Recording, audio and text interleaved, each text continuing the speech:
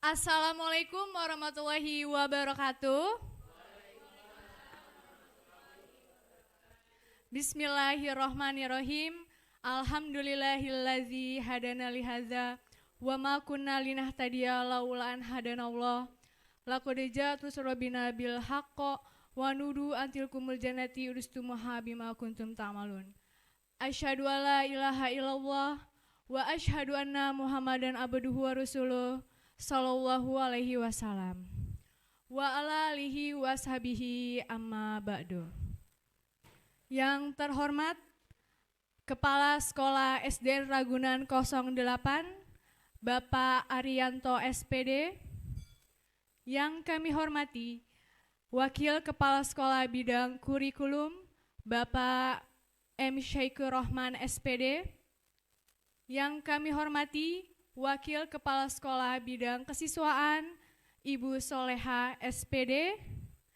Dan yang kami hormati Bapak dan Ibu Guru SDN Ragunan 08. Pertama-tama, marilah kita panjatkan puji dan syukur kehadirat Allah Subhanahu wa Ta'ala, karena atas nikmatnya dan karunia-Nya kita semua bisa berkumpul pada siang hari ini dalam keadaan yang sehat. Untuk mengawali kegiatan kita pada siang hari ini, kita awali dengan membaca basmalah. Bismillahirrahmanirrahim. Masih semangat semuanya? Ya. Kalau saya bilang SDN Ragunan 08, semuanya jawab jaya, jaya, jaya. SDN Ragunan 08. Oke, terima kasih. Pada siang hari ini kita berkumpul di kantor kita yang sangat mewah, sangat sejuk, karena kita akan belajar bersama, yaitu pengimbasan budaya positif yang akan dijabarkan oleh teman kita, calon guru penggerak Ibu Oktavia Widiawati SPD. Bagaimana isinya? Mari kita dengarkan. Dari Ibu Oktavia Widiawati, kami persilahkan.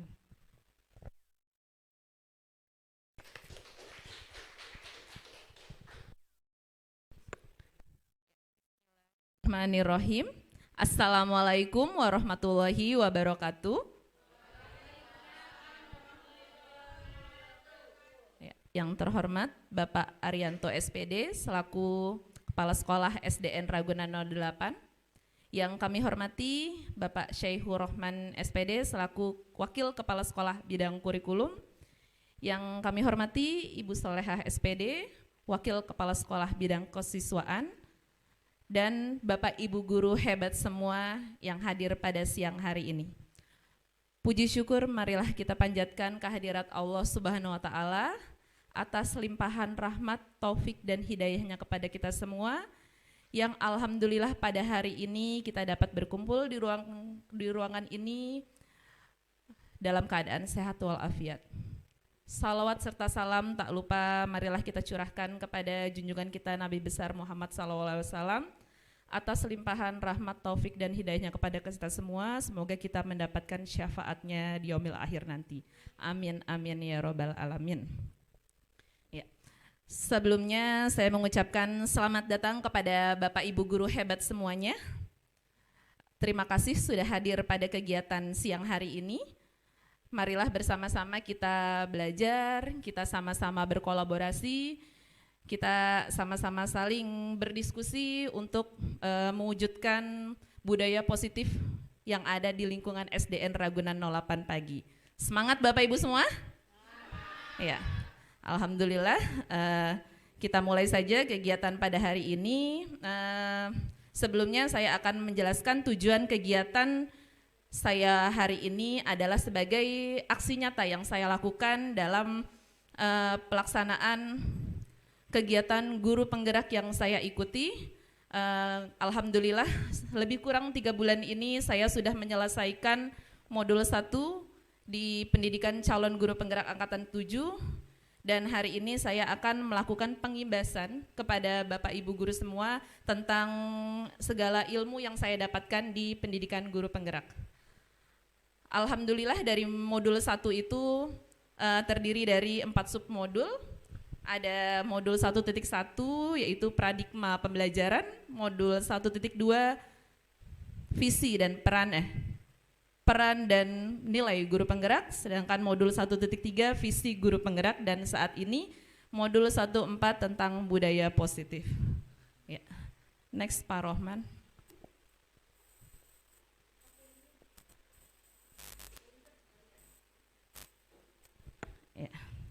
Ya, Bapak Ibu, marilah lihat ke depan. Di sini ada konsep utama modul budaya positif. Di sini ada 7. Yang pertama ada perubahan paradigma belajar. Yang kedua disiplin positif. 3 motivasi perilaku manusia. 4 kebutuhan dasar. 5 posisi kontrol restitusi. 6 keyakinan kelas. Dan yang ke-7 segitiga restitusi. Nanti ke-7 ini akan saya jabarkan satu persatu, tapi sebelumnya saya yakin pastilah Bapak Ibu guru hebat semua sebelumnya pastilah sudah melaksanakan budaya positif di lingkungan sekolah maupun di lingkungan kelasnya masing-masing, bukan? Jadi maka di sini saya berdiri di sini bukan menggurui Bapak Ibu semua, tapi kita sama-sama saling belajar, kita sama-sama saling berdiskusi, berkolaborasi. Semoga apa yang kita dapatkan bisa bermakna bagi kita semuanya. Di sini budaya positif.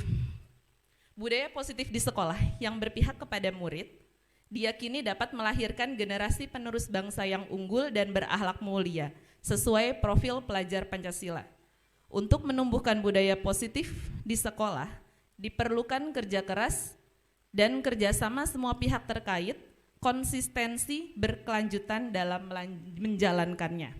Ya. Dan alhamdulillahnya banyak budaya positif yang sudah ada di sekolah kita ini.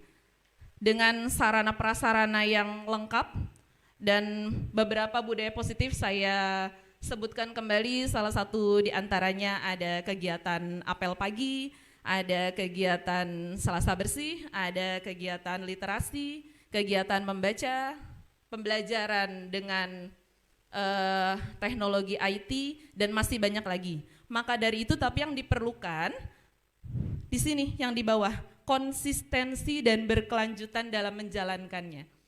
Jadi saya sangat berharap marilah Bapak Ibu kita sama-sama konsisten dalam menjalankannya agar ini menjadi budaya pembiasaan yang ada di sekolah kita terus-menerus dijalankannya. Insya Allah bisa ya Bapak Ibu semua ya. Ya, next selanjutnya Pak Rohman. Selanjutnya perubahan paradigma belajar.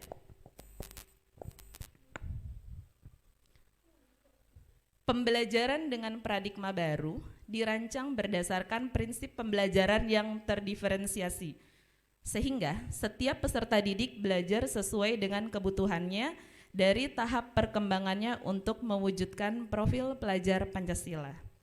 Ya, di sini dalam pembelajaran itu pembelajaran yang bermakna.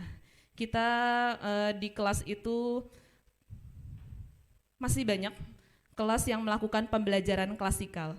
Tapi di sini bagaimana caranya kita dalam menumbuh kembangkan peserta didik, kita harus memahami karakter siswa itu satu persatu. Jadi kita tidak hanya mengajar, tapi mendidik. Belajar dengan memahami juga karakter perilaku siswa itu satu persatu. Itu yang dimaksud terdiferensiasi untuk mewujudkan profil pelajar Pancasila yang saat ini sedang ramai ya. Apa saja sih Bapak Ibu profil pelajar Pancasila itu kan paradigmanya ada berapa? Ada 6 ya. Yang pertama, beriman dan bertakwa kepada Tuhan Yang Maha Esa. Yang kedua, apa Bapak Ibu profil pelajar Pancasila yang kedua? Mandiri. Yang ketiga, berkebinekaan global. Yang keempat, bernalar kritis, benar Pak. Selanjutnya, gotong royong. Dan yang terakhir, kreatif. Itu adalah profil pelajar Pancasila yang kita harapkan semoga bisa tercapai pada peserta didik kita di SDN Ragunan 08 ini. Selanjutnya, di sini ada disiplin positif. kata disiplin sering dihubungkan dengan hukuman. Padahal itu sungguh berbeda. Karena belajar tentang disiplin positif tidak harus dengan memberi hukuman. Justru itu adalah salah satu alternatif terakhir kalau perlu hukuman itu sudah tidak digunakan sama sekali. Karena kita di sini mengembalikan kembali ke awalnya, kita ingin menciptakan budaya positif di SDN Ragunan 08 ini. Jadi semoga tidak ada lagi kata hukuman bagi siswa yang melakukan pelanggaran. Pada disiplin positif ini, kadang kata disiplin itu kan anak melakukan suatu peraturan yang sifatnya mengekang. Semoga itu semua tidak terjadi lagi. Jadi anak melakukan sesuatu hal yang positif dengan rasa aman, rasa nyaman yang ada dalam diri siswa itu sendiri. Selanjutnya, berarti mereka bisa bertanggung jawab terhadap apa yang dilakukannya. Karena mereka mendasarkan pada tindakan dan nilai-nilai kebijakan universal. Sebagai pendidik, tujuan kita adalah menciptakan anak-anak yang memiliki disiplin diri, sehingga mereka bisa berperilaku dengan mengacu pada nilai-nilai kebijakan universal dan memiliki motivasi intrinsik, bukan motivasi ekstrinsik. Yang dimaksud di sini disiplin positif yang dilakukan anak-anak, dia berasal dari dalam diri dia itu sendiri, keinginan dia itu sendiri, bukan karena suruhan, bukan karena paksaan. Aturan yang mereka jalani bukan karena aturan itu, oh nanti kalau saya nggak ngelakuin nanti saya dihukum bu guru, oh nanti kalau saya ngelakuin saya dipuji bu guru. Tidak, tapi ini harus berdasarkan dari hati mereka itu sendiri. Jadi kita mencari motivasi intrinsiknya yang ada di dalam peserta didik itu sendiri. Semoga kita bisa menerapkan budaya positif yang ada di lingkungan SDN Ragunan 08 ini. Selanjutnya,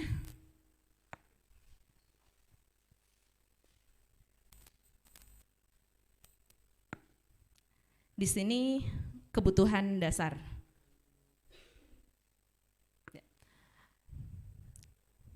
Motivasi yang tadi sudah dijelaskan, salah satunya kebutuhan dasar manusia itu ada 5.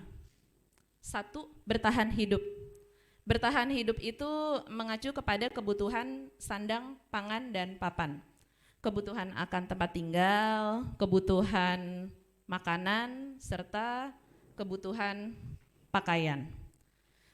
Yang kedua adalah kasih sayang dan rasa diterima. Pasti Bapak Ibu menemui di kelas siswa yang cari perhatian, entah dia melakukan suatu kegiatan positif maupun kegiatan negatif dengan tujuan untuk mendapat perhatian dari guru atau dari teman-temannya. Ada ya Bapak Ibu ya?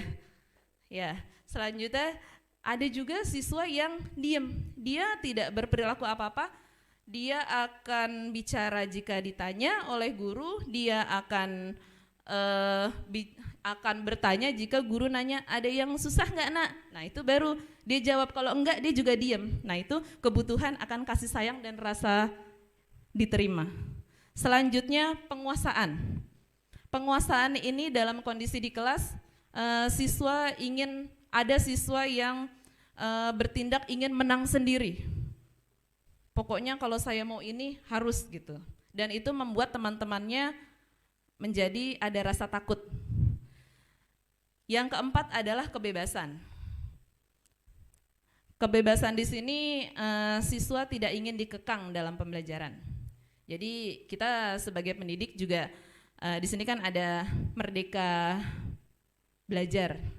Jadi siswa dalam memperoleh ilmu mereka juga ingin merdeka, tidak hanya duduk di kelas dari jam 6:30 sampai jam 12 begitu. Selanjutnya kesenangan. Siswa datang ke sekolah tujuannya memang untuk mencari ilmu. Tapi tidak hanya itu, mereka juga butuh kesenangan, rasa senang. Jadi tidak hanya guru nugas terus. Tapi gimana caranya kita sebagai pendidik harus merancang pembelajaran banyak metode pendekatan dalam mengajar yang inovatif, yang kreatif, yang efektif, apalagi di SDN Ragunan 08 ini kita punya fasilitas yang sangat memadai. Pembelajaran tidak hanya dilakukan di dalam kelas, di rooftop banyak perpustakaan, di musola, di lapangan, di taman. Jadi tidak hanya tujuan kita untuk mentransfer ilmu kepada para siswa, tidak hanya tujuan kita untuk agar membuat siswa itu bisa, tapi mereka juga mendapatkan ilmu dengan rasa senang. Jangan sampai mereka pulang ditanya ibunya, tadi belajar apa? Ya udah gitu, tadi IPA. Paling tidak ada cerita yang mereka bawa. Jadi setiap pembelajaran yang kita lakukan buat mereka di rumah bisa bercerita kepada orang tuanya. Oh Bu, tadi begini loh, tadi saya belajar tentang pubertas di kelas 6.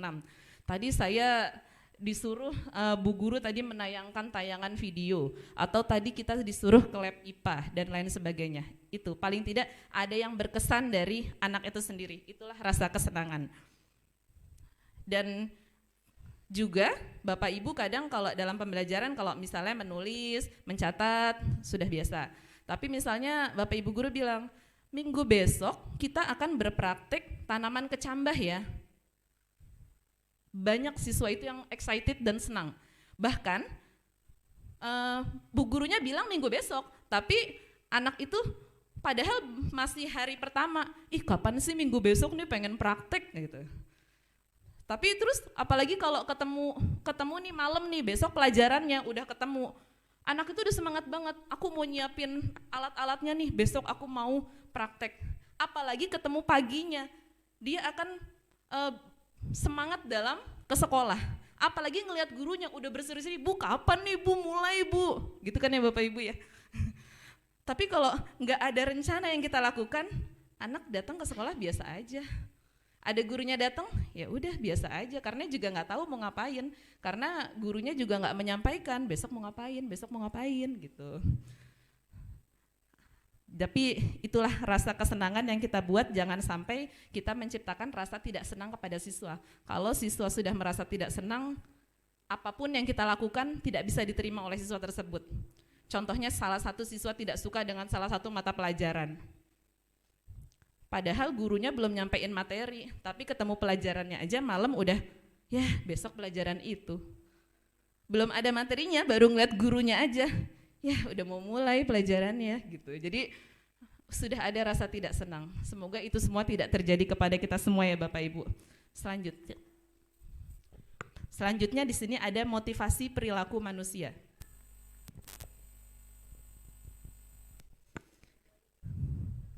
Menurut Dian Gosen dalam bukunya Restructuring School Discipline menyatakan ada 3 motivasi perilaku. 1, untuk menghindari ketidaknyamanan atau hukuman. Nah, di sini siswa melakukan disiplin positif, siswa melaksanakan suatu peraturan. Oh, saya melakukan ini biar tidak dihukum. Nah, ini termasuk motivasi dari intrinsik atau ekstrinsik Bapak Ibu? Ekstrinsik ya, ini dari luar. Yang kedua, untuk mendapatkan imbalan atau penghargaan dari orang lain. Oh kalau saya hari ini berpakaian rapi, saya nanti akan dipuji Bu Guru. Atau ada reward lain, oh nanti ada reward bintang yang dikasih Bu Guru. Ini juga disiplin positif, siswa melakukan tindakan perbuatan untuk mendapatkan imbalan. Ini masuknya intrinsik atau ekstrinsik? Masih dari luar ya, ini intrinsik. Yang ketiga, untuk menjadi orang yang mereka inginkan dan menghargai diri sendiri dengan nilai yang mereka percaya. Nah, disinilah yang kita harapkan. Siswa melakukan suatu perbuatan tapi dari dalam diri dia terus sendiri. Dia sudah tahu apa konsekuensinya jika dia melanggar, jadi dia melakukan atas keyakinan diri sendiri. Itulah yang kita harapkan, semua itu berasal dari diri siswa itu sendiri, dari motivasi intrinsiknya. Selanjutnya,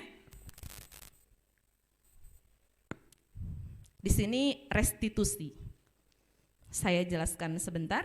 Restitusi itu suatu proses menciptakan kondisi bagi murid untuk memperbaiki kesalahan mereka. sehingga mereka bisa kembali pada kelompok mereka dengan karakter yang lebih kuat. Restitusi juga merupakan proses kolaboratif yang mengajarkan murid untuk mencari solusi untuk masalah mereka dan membantu murid berpikir tentang orang seperti apa mereka ingin menjadi tujuan mulia. Bagaimana mereka harus memperlakukan orang lain. Gosen dalam bukunya tahun 2004. Di saat siswa melakukan kesalahan, ada yang disebut hukuman, ada juga restitusi, ada juga konsekuensi. Hukuman, di saat siswa tidak mengerjakan PR. Nah, kamu ke lapangan, lari 10 keliling lapangan, itu hukuman. Selanjutnya, konsekuensi. Bapak Ibu guru berperilaku seperti ini. Hari ini kamu nggak ngerjain PR. Kamu tahu apa konsekuensinya? Iya Pak, saya nggak ngerjain PR. Ya sudah, kamu nanti istirahat, nggak usah istirahat, kamu catat 3 kali 3 lembar buku. Gitu. Itu juga nggak boleh. Dan di sini ada restitusi. Restitusi itu pertama kita menstabilkan identitas dulu. Tanpa kita ngomong, anak udah tahu hari ini saya nggak buat PR. Saya nanti mau diapain nih sama bu guru. Jadi dia sudah tahu kalau dia tuh salah. Kita menstabilkan dulu. Paling tidak, nak, hari ini tadi kamu nggak buat PR ya? Kata gitu. Iya bu, gitu. Ya sudah. Ini adalah suatu kesalahan. Semua orang pernah melakukan kesalahan. Termasuk Bapak Ibu guru juga pernah melakukan kesalahan. Jadi membuat dia tidak merasa bersalah banget gitu. Yang kedua, kita tanya tuh, kenapa dia nggak buat PR? Nanti dia cerita, semalam ketiduran atau pulang dari pergi nggak sempat buat PR. Nah selanjutnya baru kita tanyakan tentang keyakinan. Jadi penguatan, apa yang dia lakukan setelah ini. Jadi untuk membuat kondisi dia setelah dia melakukan kesalahan, insya Allah besok dia tidak melakukannya lagi. Jadi untuk dia lebih penguatan kepada dirinya sendiri. Jadi besok gimana biar kamu bikin PR? Oh pulang sekolah saya bikin PR Pak, Bu gitu. Jadi paling tidak kita melakukan tindakan restitusi dulu. Tidak dengan hukuman, tidak dengan sanksi dan lain sebagainya. Selanjutnya, posisi kontrol.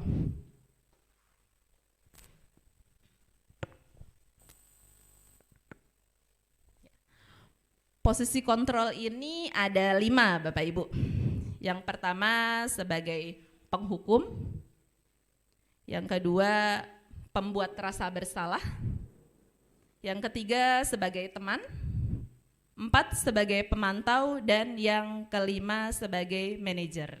Nah di sini Bapak Ibu posisi kontrolnya sebagai apa nih? Atau saya sebagai penghukum, atau pembuat rasa bersalah, atau sebagai teman dengan siswa, pemantau, atau sebagai manajer. Selanjutnya saya langsung ambil contoh penerapan dari 5 posisi kontrol.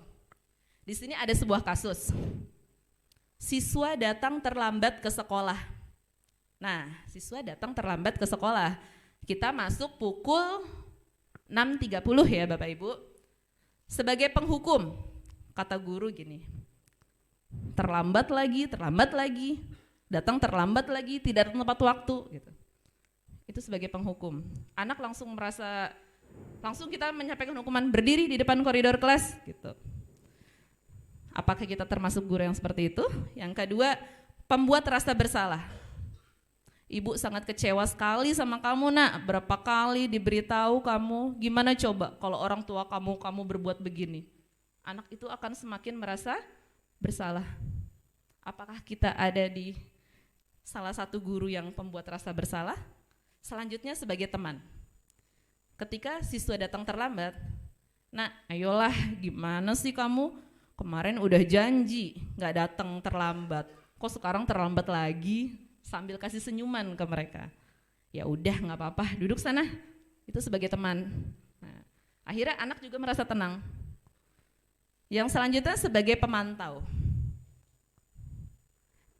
Memang peraturannya apa? Kamu tahu nggak peraturan di sekolah? Apa yang kamu lakukan? Terus sanksinya apa? Jadi anak itu akan menjawab. Anak tahu kalau saya terlambat, saya seperti apa, konsekuensinya apa. Gitu. Nah yang terakhir sebagai manajer, bertanya guru, apakah kamu tahu kesalahanmu nak? Terus bagaimana kamu memperbaiki kesalahan ini? Jadi nanya, kita berperilaku sebagai manajer. Nah di sini kita sama-sama bareng-bareng, kita nih di SDN Ragunan 8 mau jadi yang seperti apa sih Bapak Ibu? Biar semua murid itu juga satu ini, jadi ketika seorang murid mendapatkan sanksi dari Bu Fitri sama Bu Okta itu sama, jadi kita mau ambil posisi kontrol yang seperti apa nih? Nah nanti marilah kita diskusikan apakah kita baiknya sebagai penghukum atau pembuat rasa bersalah, ataukah kita sebagai teman, sebagai pemantau, atau sebagai manajer. Baiknya kita sebagai apa? Ada yang sebagai teman, ada yang sebagai manajer. Nah itu nanti kita diskusikan bareng-bareng posisi kontrol kita seperti apa. Selanjutnya, keyakinan kelas.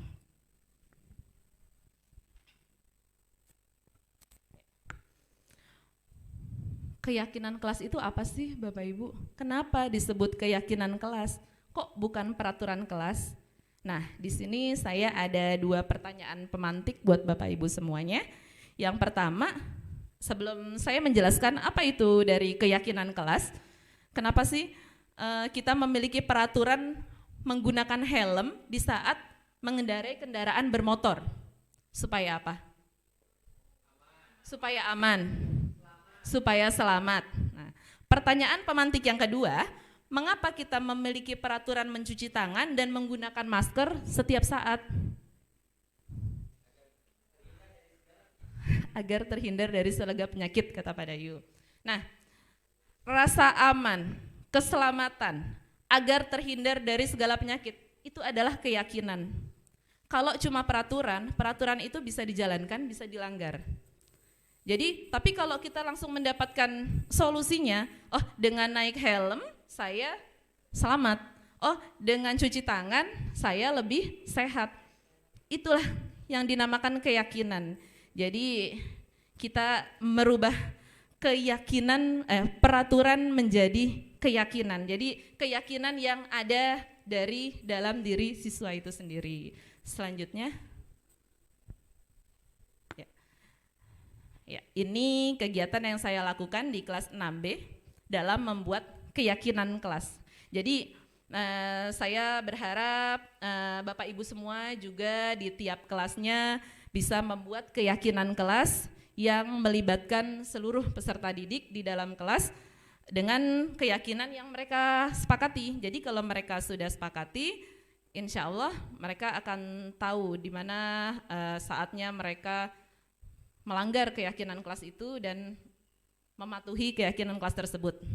Di sini yang saya lakukan pertama, tiap siswa membuat keyakinan kelas yang akan mereka buat. Jadi sambil saya jelaskan, mereka menulis dalam kertas not seperti itu, mereka membuat keyakinan kelas. Saya mau apa ya di dalam kelas gitu. Mereka membuat semuanya kita tampung jawaban mereka. Mereka mau buat keyakinan kelas seperti apa? Kita nggak boleh larang dan nggak boleh salahkan. Semua keyakinan kelas yang mereka buat benar. Keyakinan kelas yang mereka buat itu yang sebenarnya yang dibuat itu tidak perlu terlalu banyak. Selanjutnya yang kedua, menggunakan kata-kata positif. Nggak boleh pakai kata tidak, jangan, itu sebaiknya diganti. Jangan membuang sampah sembarangan. Langsung saja sebaiknya membuang sampah ke tempat sampah, atau sebaiknya sampah yang dibawa disimpan dan dibuang, karena kita di sekolah kan meminimalisir tempat sampah ya, jadi kalau bisa tidak membuang sampah juga di sekolah. Selanjutnya keyakinan kelas yang mereka buat, ini saya di kelas itu tiap siswa boleh mengambil berapapun kertas yang mereka butuhkan, atau dia mau nulis 2 keyakinan kelas, 3 keyakinan kelas boleh. Setelah itu mereka tempel di papan tulis dan itu dibaca oleh semua teman-temannya. Setelah mereka tempel keyakinan kelas yang mereka buat, jadi dari 25 siswa saya di kelas itu, tapi tidak 25, ada sekitar 30 yang mereka tempel atau lebih. Selanjutnya, beberapa siswa mengelompokkan keyakinan kelas sesuai jenisnya. Jadi keyakinan kelas yang sama, yang ditulis sama itu dikelompokkan agar kita bisa merapikannya, menyusunnya gitu. Keyakinan kelasnya macam-macam, ada yang misalnya boleh makan di dalam kelas gitu, tapi kan nanti kan kita sepakati ini sepakat atau enggak gitu, ini sepakat atau enggak. Nah setelah disepakati, saya membuatnya dalam bentuk Canva. Setelah itu siswa menyepakatinya dengan saya suruh tanda tangan di bawahnya, jadi mereka ibaratnya udah sah lah, keyakinan kelas yang mereka buat sudah diterapkan. 25 siswa itu tanda tangan di bawah keyakinan kelas yang sudah kita buat. Selanjutnya,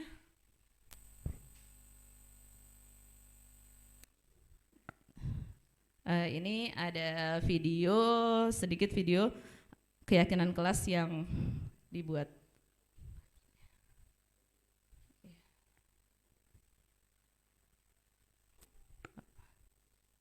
Ya, silahkan disaksikan Bapak Ibu.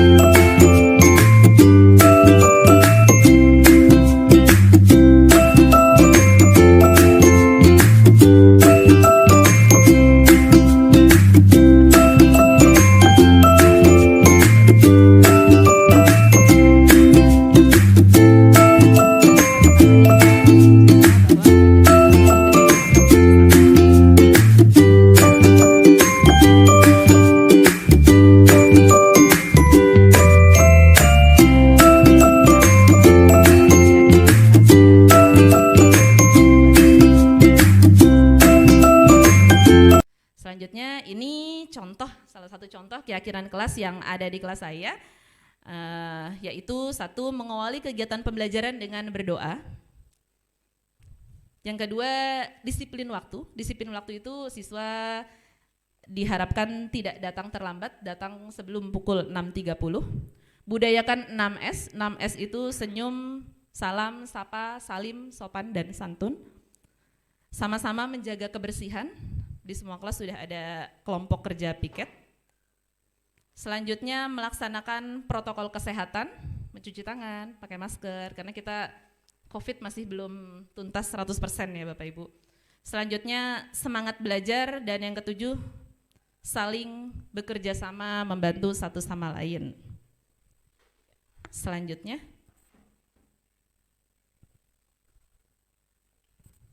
segitiga restitusi.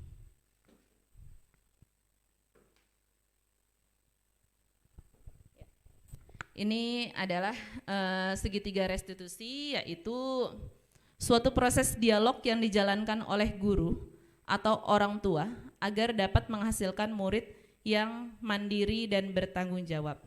Tadi dari kegiatan posisi kontrol tadi yang kita sebagai pemantau, manajer atau pemberi hukuman, dan di sini segitiga restitusi ini bagaimana kita langkah restitusi kita dalam melaksanakan suatu kasus yang dilakukan oleh peserta didik kita.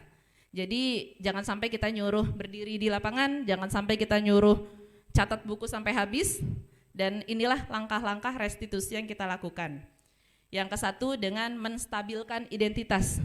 Menstabilkan identitas itu jangan sampai siswa merasa bersalah banget, karena yang tadi sudah saya bilang, kita belum ngomong aja dia udah tahu kalau dia itu melakukan kesalahan, entah datang terlambat, tidak buat PR, dan lain sebagainya.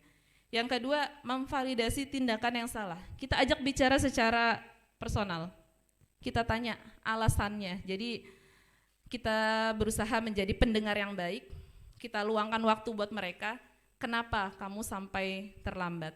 Kenapa kamu sampai nggak buat PR? Biar dia cerita, pasti mereka punya alasan.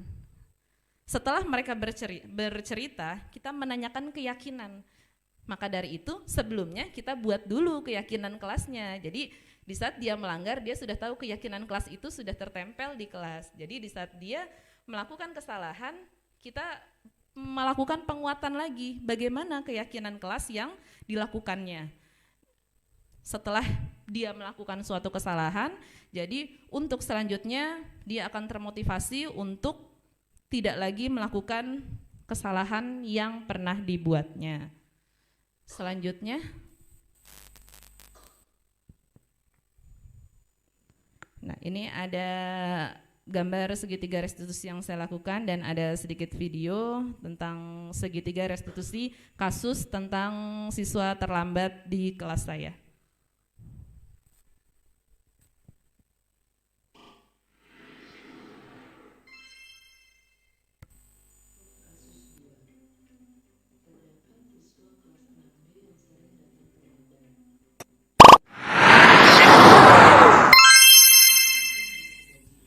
Kasus 2. Terdapat siswa kelas 6B yang sering datang terlambat. Dalam kesepakatan kelas 6B, ada salah satu nilai kebajikan yang telah disepakati dan diyakini semua warganya, yaitu disiplin waktu. Sering datang terlambat adalah salah satu tindakan yang tidak sesuai dengan keyakinan kelas yang telah dibuat, yaitu disiplin waktu. Saya sebagai guru harus melakukan tindakan penyelesaian masalah tersebut dengan menggunakan segitiga restitusi.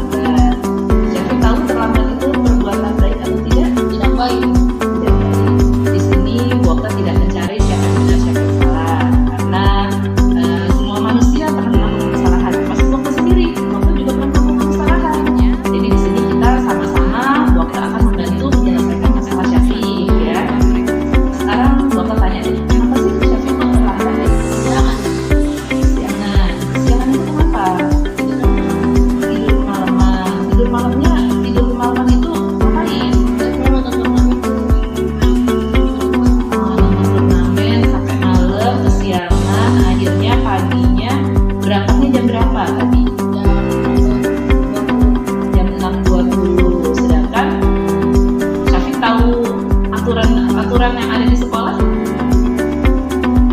Iya, kita masuk jam berapa Syafiq? 6.30. Sedangkan tadi Syafiq sampai di sekolah jam berapa?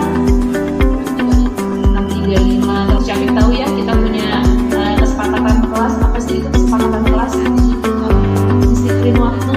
Nah, disiplin waktu itu termasuk tadi Syafiq datang terlambat, berarti hari ini Syafiq tidak disiplin waktu ya. Nah, bagaimana caranya nih agar Syafiq besok lebih disiplin terhadap waktu? Tidur lebih cepat. Selanjutnya apa lagi? Bangun lebih cepat, bangun lebih awal, dan berangkatnya sebelum jam 6.30. Bisa dilakukan? Apa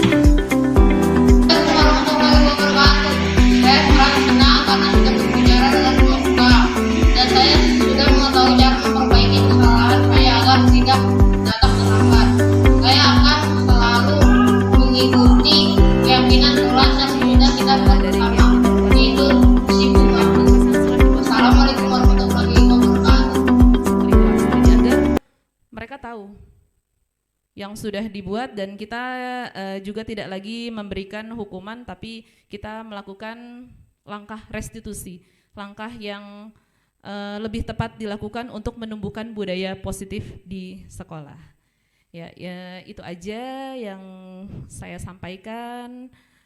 Semoga bisa bermanfaat bagi Bapak Ibu semuanya pengimbasan yang saya lakukan. Lebih dan kurangnya saya mohon maaf. Nanti selanjutnya saya akan kembalikan ke moderator. Terima kasih. Wassalamualaikum warahmatullahi wabarakatuh. Tepuk tangan untuk pemateri kita pada siang hari ini, Ibu Oktavia Widiawati. Wah, keren banget ya, ternyata teman-teman kita mendapatkan hal-hal yang baru, ilmu yang baru sebagai seorang guru. Ternyata saya baru tahu tuh Bu Okta. Biasanya kalau ada yang murid telat, kamu telat kesiangan ya. Nah, biasanya kayak gitu kan guru, tapi ternyata kita ada langkah-langkahnya ya, bagaimana kita berbuat kepada peserta didik. Oke, untuk acara selanjutnya adalah tanya jawab. Kita buka sesi tanya jawab untuk 3 orang penanya.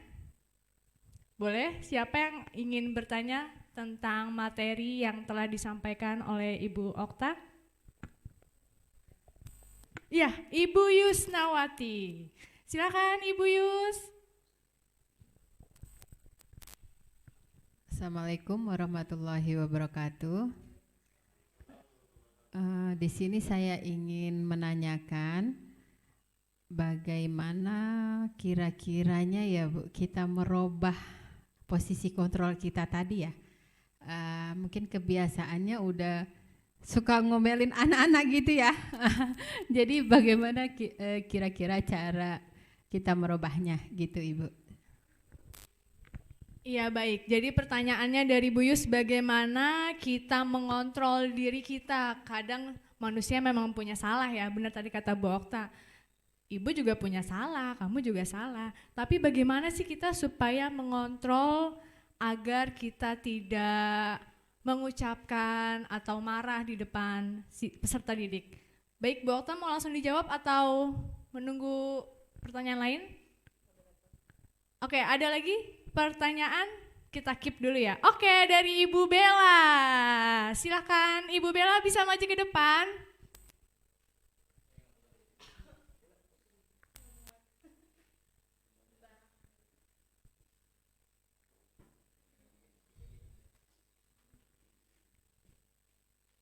Iya, selanjutnya pertanyaan dari Bu Bella. Ini saya punya murid di kelas, jadi nggak masuk itu sampai berkali-kali gitu Bu. Udah saya bilangin, iya dulu Ibu juga kadang-kadang sesekali pernah nggak masuk sekolah juga gitu. Tapi anak ini kok jadi keterusan sampai kadang 2 minggu nggak masuk gitu. Udah ditelepon orang tuanya tapi nggak masuk-masuk, kira-kira gimana gitu ya ngasih taunya. Terima kasih. Iya baik, pertanyaan kedua dari Bu Bella, bagaimana mengatasi siswa yang jarang masuk sekolah? Waduh, iya gimana nanti kita dengarkan. Ada lagi mungkin pertanyaan terakhir sebelum dijawab oleh Bu Okta? Cukup, baik kita beri kesempatan Bu Okta menjawab pertanyaan yang pertama dari Bu Yus, bagaimana kita menahan emosi atau kontrol kita kepada anak supaya tidak marah. Ya, terima kasih Bu Fitri. Saya akan menjawab pertanyaan dari Bu Yus, bagaimana cara menjawab agar tidak mengontrol emosi, kadang sedikit-sedikit suka kelepasan gitu kan ya. Nah, itulah Ibu Yus, di sini kita sama-sama untuk menciptakan budaya positif. Kembali lagi, yuk kita sama-sama. Memang rasanya berubah itu sulit tapi pelan-pelan. Semoga dengan perubahan yang kita lakukan semoga menjadi pembiasaan.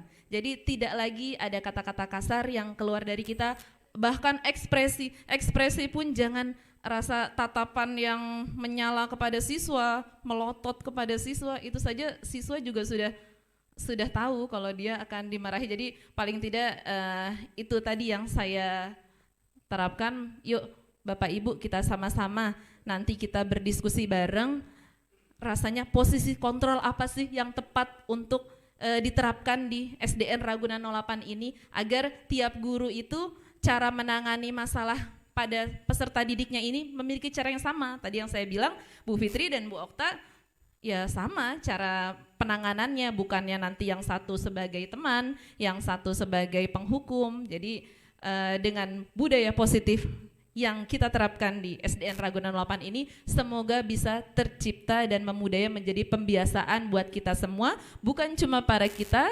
siswa, guru, semua warga sekolah. Begitu Bu Yus. Selanjutnya langsung saja ya Bu Fitri. Pertanyaan kedua dari Ibu Bella. Bagaimana siswa yang sering nggak masuk sampai 2 minggu gitu kan ya? Sebenarnya tadi Bu Bella bilang pertama Bu Bella secara tidak langsung sudah mempraktekkan restitusi. Nggak masuk itu Ibu juga pernah kok dulu sekolah nggak masuk. Jadi makanya tadi saya bilang di sini saya berdiri di sini bukannya untuk menggurui Bapak Ibu semua. Saya yakin Bapak Ibu tuh sudah melakukan budaya positif di lingkungan sekolah dan lingkungan kelasnya masing-masing gitu kan.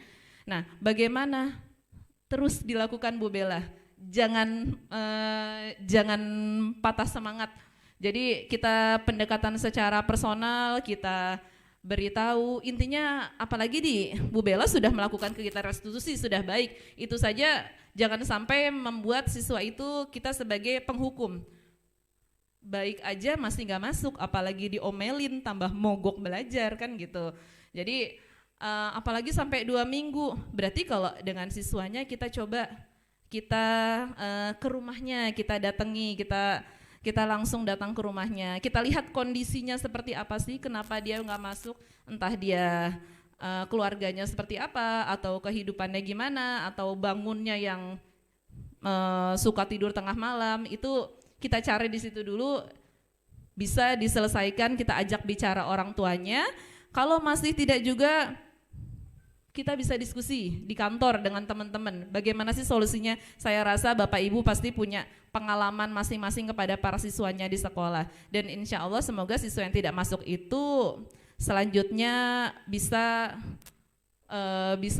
mengurangi perilaku seperti itu menjadi perilaku lebih positif lagi ya Bu Bella ya. Ya, terima kasih Bu Fitri. Iya baik, bagaimana Bu Yus dan Bu Bella sudah puas dengan jawabannya? Iya oke, ada lagi mungkin pertanyaan dari teman-teman? Oke, sudah cukup? Oh ada lagi dari Bu Lina, baik Bu Lina.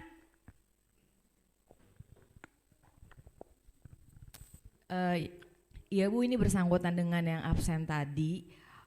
Kalau saya ada anak yang benar-benar aktif banget, sampai kalau ke papan tulis pun saya nengok udah di belakang saya, pokoknya dia aktif. Saya ngakalinnya itu kayaknya nggak bisa nih pakai marah-marah gitu kan. Saya ngomong sama dia dari hati ke hati, tapi konsekuensinya dia jadi ngintilin saya Bu kemana-mana gitu. Even ke kamar mandi, saya buka pintu kamar mandi dia udah di depan gitu. Mungkin ada plus minusnya ya Bu, cuman tadi berkaitan dengan restitusi. Kalau di PTK itu kan ada siklus 1, 2, 3 gitu Bu. Apakah kalau di restitusi ini ada yang pertama, tindakan pertama, kedua atau selanjutnya gitu? Terima kasih. Iya baik, bisa langsung dijawab Bu Okta. Ya, terima kasih Bu Lina. Ya Bu Lina mengajar kelas 1 ya. Tadi anak Bu Lina sudah melakukan pendekatan yang bagus. Kayaknya kalau dikasarin ntar malah tambah akhirnya anaknya dibaik-baikin tapi malah jadi nempel terus gitu kan. Nah itu kan tadi kebutuhan kasih sayang gitu. Nah dia cari perhatian. Nah itu kan tadi yang saya jelaskan, cari perhatian bisa ke gurunya atau ke teman-temannya gitu kan. Dia butuh kasih sayang di sekolah gitu selain yang dia butuhkan di rumah. Nah terus di PTK itu ada siklus-siklusnya. Nah bagaimana kalau di restitusi tadi, restitusi juga ada siklus-siklusnya. Yang pertama menstabilkan identitas. Jadi tadi dia tahu dia salah gitu, sebelum kita tegur, sebelum kita tatap dia sudah tahu dia salah. Nah kita ya bilang tadi yang seperti saya jelaskan bahwa semua orang pernah melakukan kesalahan, termasuk Bapak Ibu guru juga pernah melakukan kesalahan. Terus dia hatinya sudah lebih tenang. Yang kedua, yang kedua itu validasi tindakan. Kita tanya secara personal. Kenapa kamu terlambat? Jadi kita luangkan waktu. Bisa kita tanya itu di luar jam belajar. Setelah pulang sekolah kita ajak ngobrol. Intinya bilangnya ajak ngobrol biar tidak ada rasa takut dari anak tersebut gitu kan. Diajak ngobrol. Kenapa nak? Kamu kok tadi tidak buat PR? Akhirnya dicerita karena kita bilang tidak buat PR itu bukan cuma siswa malas, tapi banyak alasan yang kita pun harus mendengarkan alasan walaupun itu hanya dari alasan seorang anak gitu kan. Tapi itu kita wajib menghormati segala ucapan mereka, perkataan mereka wajib kita dengarkan dan kita lihat. Nah, selanjutnya menanyakan keyakinan. Nah, keyakinan setelah kamu melakukan kesalahan, apa yang kamu lakukan selanjutnya? Pastikan dia bilang, ya saya nggak akan terlambat lagi Bu, gitu kan. Ya semoga kapan kamu bisa melaksanakannya, mulai dari kapan? Mulai sekarang dan selanjutnya. Nah itu kita bisa ingatkan selama dari awal dia melakukan kesalahan, kita ingatkan terus, jangan sampai terlambat ya. Kita bisa melakukan pendekatan, kita WA sebelumnya, misalnya tadi Atar besok bobo ya, biar besok bisa tidak terlambat lagi. Nah seperti itu, dan semoga restitusi yang kita lakukan ini bisa berdampak positif dan menciptakan budaya positif di sekolah kita ini. Bagaimana Bu Lina? Iya. Iya baik, sudah puas Bu Lina untuk jawabannya. Di sini benar-benar kita belajar ya teman-teman, dari saya, kemudian teman-teman juga banyak banget ilmu yang kita dapat. Kesimpulan yang saya tulis tadi ini Bu Okta, saya juga nulis sampai 2 lembar. Ternyata paradigma baru pembelajaran kita ya, kita harus selalu up to date bagaimana kita bisa menciptakan pembelajaran yang menyenangkan, bukan hanya menyenangkan tapi bermakna ya. Dan kita sebagai seorang guru juga bukan orang yang ditakuti oleh peserta didik, tapi menjadi guru yang menyenangkan. Juga kita pelan-pelan supaya bisa menciptakan budaya positif di sekolah kita. Jadi bukan hanya teman kita aja yang ikut guru penggerak menciptakan di kelasnya, tapi kita semua pun bisa menciptakan budaya positif di kelas ataupun di sekolah. Oke, cukup sekian materi pada siang hari ini. Mudah-mudahan acara seperti ini bukan hanya pada hari ini saja, tapi bisa besok dan seterusnya, karena memang banyak sekali hal-hal positif yang kita dapat, hal yang kita terima, bisa kita terapkan, dan kita terus belajar dan belajar. Sukses selalu untuk Ibu Oktavia, dan juga mudah-mudahan kita semua yang belum mengikuti calon guru penggerak bisa mengikuti jejak beliau. Sekian dari saya.